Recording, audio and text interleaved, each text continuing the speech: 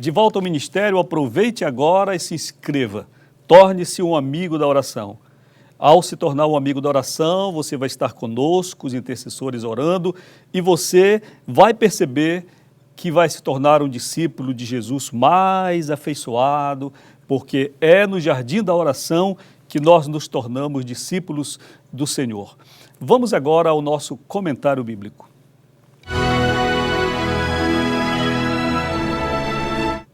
Olha, em nosso comentário bíblico hoje, a leitura está no Evangelho de Mateus, capítulo número 7, versos 24 a 27.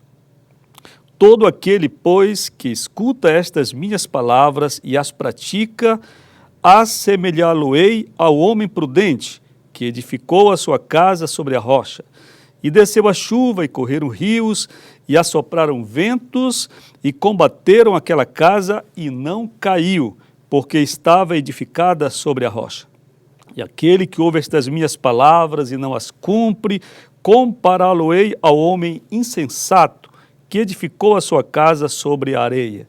E desceu a chuva, e correram rios, e assopraram ventos, e combateram aquela casa, e caiu, e foi grande a sua queda. Olhe, esta palavra é o final do Sermão do Monte. Jesus pregou no Sermão do Monte, todos sabemos, o maior de seus sermões. E o Sermão da Montanha contém a essência da mensagem de Cristo.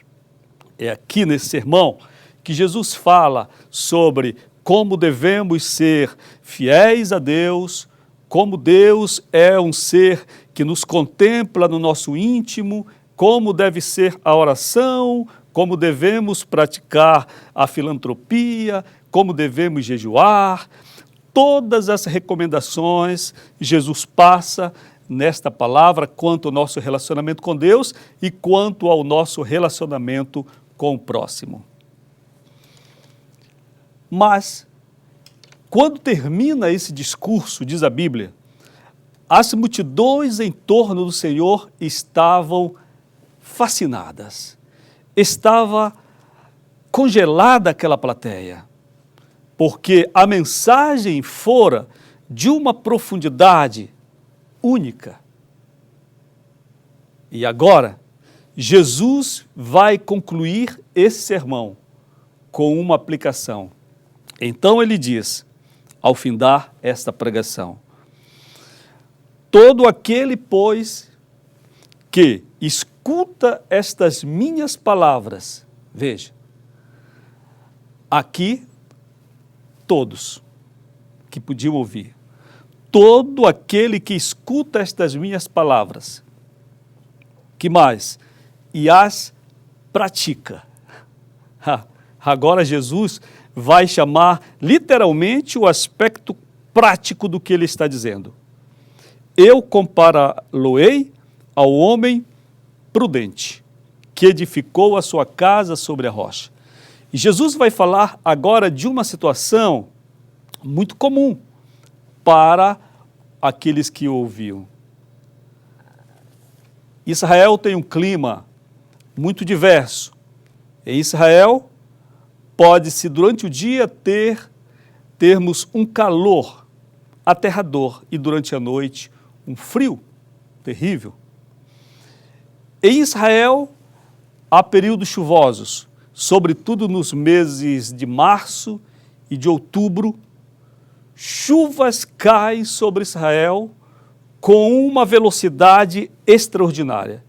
Chove em poucos dias o que não chove durante um ano. Isso faz com que os vales, os outeiros, transbordem e em questão de minutos desçam águas em cascatas, em corredeiras e vão levando tudo o que encontram pela frente. É claro que hoje, em relação aos tempos de Jesus, a geografia da Terra Santa está um pouco modificada, como em todo lugar do mundo, pela ação humana, mas o clima ainda permanece. Chuva torrencial. Jesus está falando sobre isto. Quando essas chuvas caem em Israel nos meses de março e de outubro, repentinamente, como disse em questão de minutos, casas mal construídas são levadas pelas correntezas. Portanto, Jesus está conversando com eles sobre algo que eles bem sabem do que ele fala. Todo aquele, pois, que escuta estas palavras e as pratica, eu vou compará-lo ao homem prudente, que edificou a sua casa sobre a rocha. Veja, escolheu um solo pronto, um solo firme, um solo sólido. E então de Jesus e desceu a chuva, correram rios, assopraram ventos e combateram aquela casa, e não caiu, porque estava edificada sobre a rocha. Em seguida, ele contrasta a cena falando de um construtor que edificou sua casa sobre areia. Nos meses onde não havia chuva, naturalmente a casa estava bem, estava firme. Quem passasse por ela podia até dizer que casa bonita.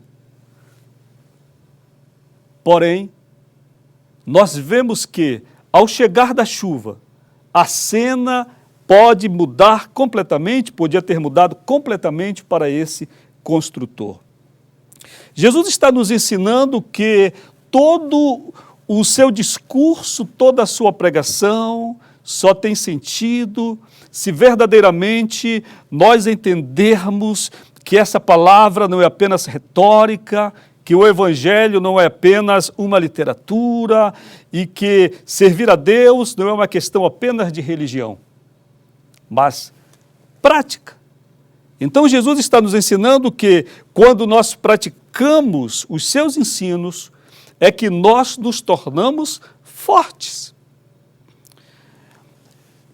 Eu tenho uma percepção desde a minha adolescência no meio do povo evangélico, sobretudo, e mesmo antes, enquanto católico, até os 15 anos. Parece que existem dois mundos. O mundo que nós vivemos dentro das igrejas ao ouvir uma pregação. E outro mundo quando ecoa o amém e nós voltamos à vida como ela é. É impressionante. Há pessoas que quando vão às suas igrejas, ouvem os sermões e então ficam muito tocadas, algumas choram, fazem votos, prometem muitas coisas para Deus, porém quando saem de lá, a vida prossegue em seu ritmo normal. Em casa, de volta do culto, já ligamos a televisão mundana e já estamos interagindo normalmente como estávamos antes de irmos à casa de Deus. E agora nós achamos que a nossa vida vai mudar porque, por exemplo, alguma igreja promete que em 3 dias de campanha de fé, a nossa vida vai mudar completamente. Olha, eu encontro algumas pessoas angustiadas no meu caminho pastoral e, claro, sou obrigado, no bom sentido da palavra, com muito amor, é meu dever ajudá-las. Mas nós percebemos que, em grande parte, o nosso sofrimento resulta de falta de fundamento. Nós sofremos muito. Filhos se perdem nas drogas por causa de pais que não assumem suas funções de pais. E quando os filhos se tornam adolescentes e jovens, é que vão perceber que não podem mais segurar um menino, como podiam fazer aos 3 e aos 5 anos de idade. Nós não oramos, nós não observamos a palavra. Veja o que acontece hoje no Congresso Nacional. Pessoas que confessam serem cristãs e até evangélicas, sendo punidas, acusadas de corrupção, provando-se corrupção contra elas, porque apesar de ostentarem o título de cristãos, muitos de nós não observamos o que Jesus ensinou. Os mandamentos, a Bíblia diz que eles foram dados por Deus para serem cumpridos. Então, a nossa força, a nossa resistência em vencer o diabo, a nossa resistência em vencer o mundo, advém da nossa obediência. Algumas pessoas me perguntam, pastor, qual o segredo para respostas de oração? O segredo é a obediência. Quando você passa o dia inteiro na sua vida cotidiana, lembrando-se de Jesus, honrando o Senhor, considerando que Ele está presente na cena, então você refreia a sua boca, você mede os seus passos, você limita os seus acessos virtuais, você tem vontade de dizer muito desaforo para o seu desafeto, mas você segura a palavra por causa do testemunho de Jesus na sua vida. Você sabe que você está sendo injustiçado no trabalho, na igreja, na família, mas você prefere sofrer muitas vezes a injustiça a ter que se igualar ao mundo. Assim, nós vamos provar que temos um fundamento diante de Deus e vamos nos conservar firmes. Veja, por exemplo, alguns jovens dentro de nossas igrejas vivem uma vida tão promíscua quanto ao sexo naturalmente. Eles vivem tão livres quanto ao mundo, mas pensam, sobretudo as suas namoradas ou noivas candidatas ao casamento com eles, que uma vez tendo casado, eles vão mudar de vida, mas olha, o casamento não muda caráter de ninguém. Nós somos o que somos, seja casados ou solteiros, sejamos viúvos ou divorciados, nós somos o que somos. E vamos perceber então que uma pessoa que vive o tempo todo brincando com Deus, é claro que não vai ter fundamento.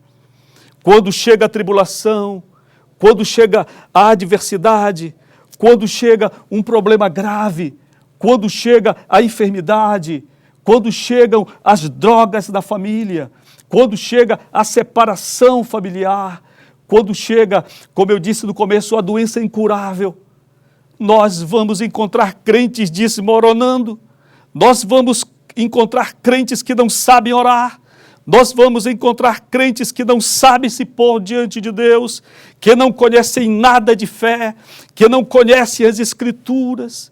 Por quê?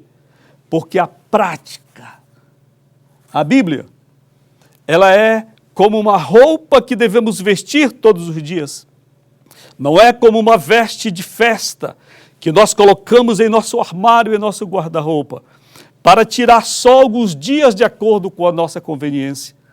Mas nós só vamos experimentar o poder de Deus, o poder da oração, a intimidade com o Espírito Santo, o fundamento, a firmeza na vida com Deus, se nós obedecermos aos seus mandamentos. Jesus diz que todo aquele que obedece os seus mandamentos, esse é que agrada ao Pai. E quando alguém obedece e agrada ao Pai, então Jesus vem e se revela para cada um de nós. Olhe, que o Senhor Jesus fale melhor ao seu coração e nos desperte a sermos cumpridores da palavra, porque toda a riqueza de Deus em nossa vida vai depender sempre da nossa obediência. Sejamos melhores discípulos. A cada dia nós vamos cortando as coisas que não agradam ao Senhor. E assim nós vamos ser fortes, como quem edifica sobre a rocha que é o próprio Jesus, a pedra angular. Então quando vierem os vendavais contra a sua vida, você vai prevalecer, porque você tem fundamento. A gente vai ao intervalo e volta já para o momento de oração.